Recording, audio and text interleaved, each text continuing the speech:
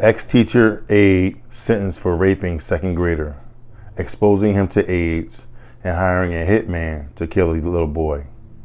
More after this.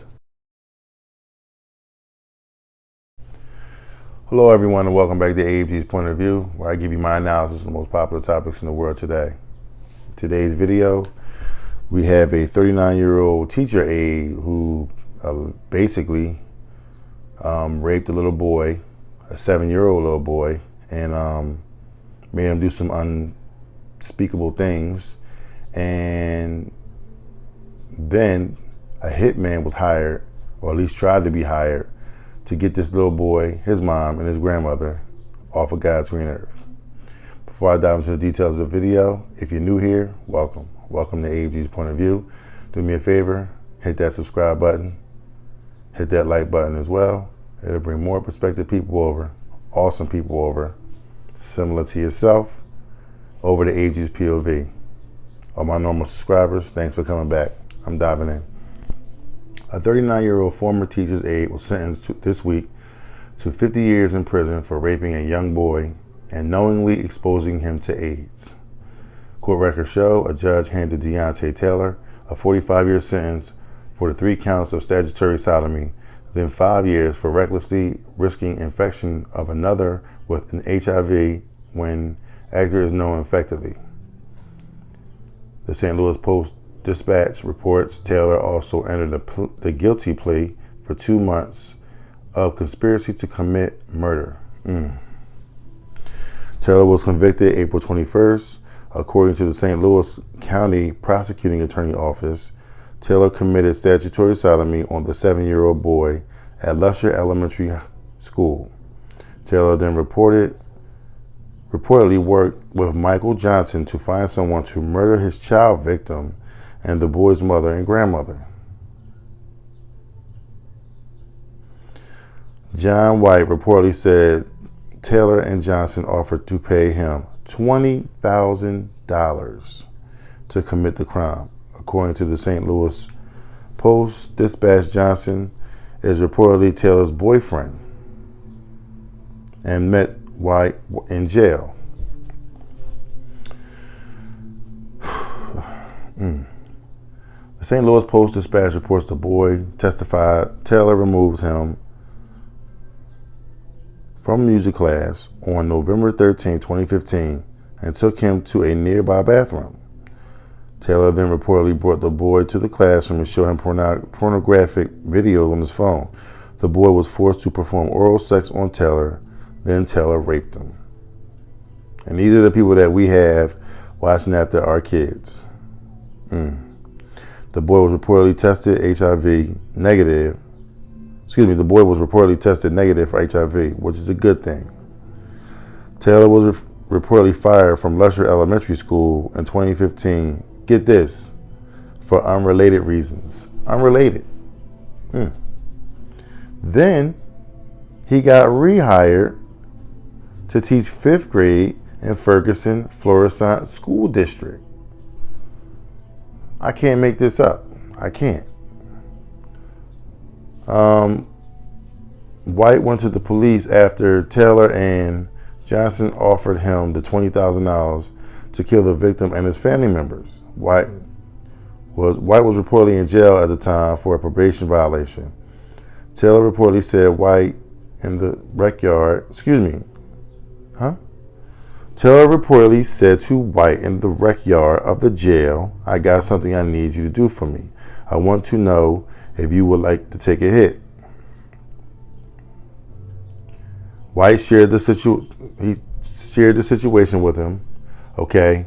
And then he told me that it was a 10-year-old boy and his mother and grandmother, and I kind of got interested, like, are you serious?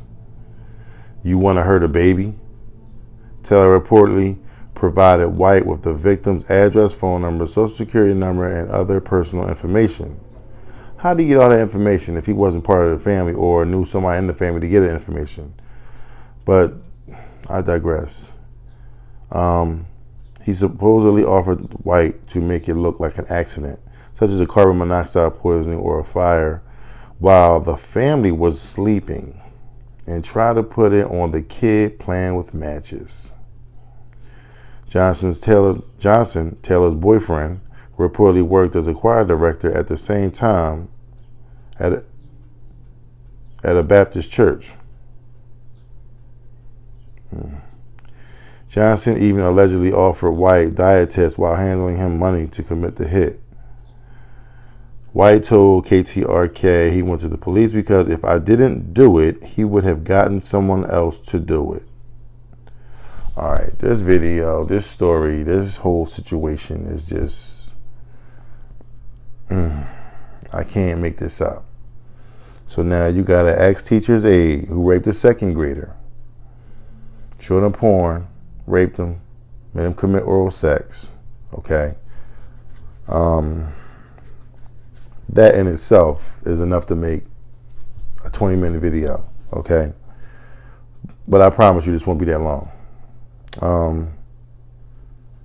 He gets convicted. Obviously, it's an older story because they was in jail and they had to do some time in jail. They linked up together and they found out some information. And then, the guy knew some information, Michael Johnson. How does Michael Johnson know them? Maybe it could be a family member. Maybe it could be, I don't know. I don't know. I mean, I could speculate and say that Michael Johnson was the mother's boyfriend at the time, an ex-boyfriend or something like that, and he got information from her.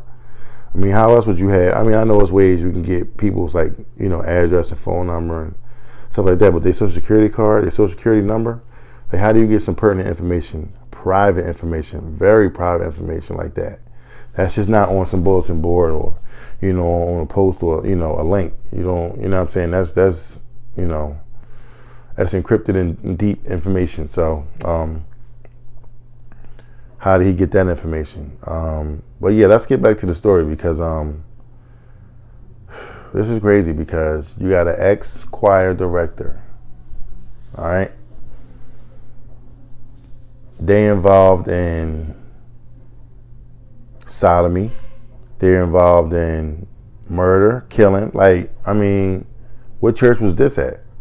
He said a Baptist church, but what Baptist church was this at? Where was they at? Did they do background checks? I know when you go to church, they say, come as you are, but damn, you took it over to the next level, bro. You know what I'm saying? You came as you are, and then on top of that, you involved in some child killings and all that kind of stuff.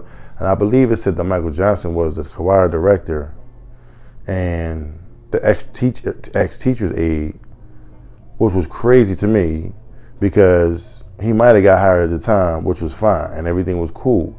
So how didn't you find out about the little boy being, raped, the pornography, and everything that's going on with that? How did you not find out as a school district what this man did? And he got fired, you know what I'm saying? And then the little boy, he never said anything, which he probably was afraid, probably was scared, you know what I'm saying? But again, we go back to parents talking to their kids. How was your day at school today? What happened in school today? Is everything okay? There's anything I need to know? You can just tell by your child's demeanor. When you ask a kid one question one day, they'll say it one day, and if it was a great day, they're going to give you a great answer. They're going to give you what they're going to give you.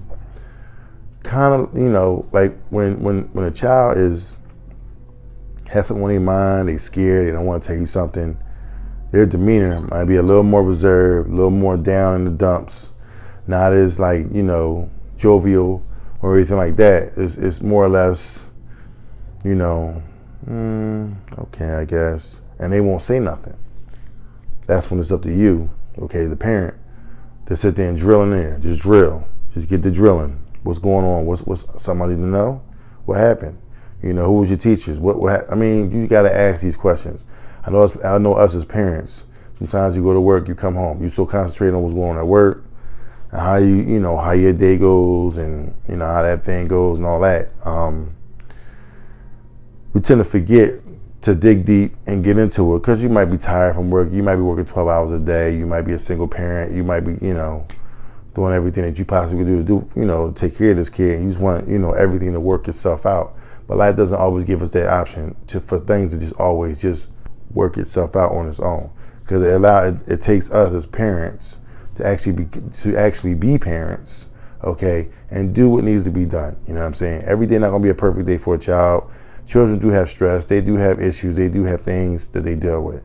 So it's us as parents to actually go back and talk to them and just have a conversation with them. It don't have to be a deep conversation. It's just, ask a few key words. You know what I'm saying? It's like, effective thinking and how you can pull information out of somebody. You know what I'm saying? So, it's just over time. I mean, if you have a good kid, you know what I'm saying? Even if you have a bad kid gonna say something anyway, but usually the good kids, quiet kids, not gonna really say much, so it's kind of hard to pull information from them. But if you go out there and you do the necessary things you need to do, you get the information out of them, and you can save this child. You know what I mean? Thank God he never caught the HIV virus. You know what I'm saying? And thank God this guy has 50 years in prison. He'll never get out of prison. And him and his little boyfriend could just, frolic and do whatever they want to do, all in the prison yard. You know what I mean? And they can leave these precious little kids alone. Because, why are you so animate about paying $20,000 to get this kid out of here? Maybe he saw something that you did and he could testify against you when you go to court. Possibly. Who knows? You know what I'm saying? Criminals will do whatever they need to do to get information and, and kind of get the threat out of the way. You know what I'm saying? So that might be it. But at any rate, this video's going long enough. You know what I'm saying? So I'll end the video here. If you like what you've heard, please don't hesitate to hit the subscribe button down below. Hit that like button as well. It'll bring more, people over.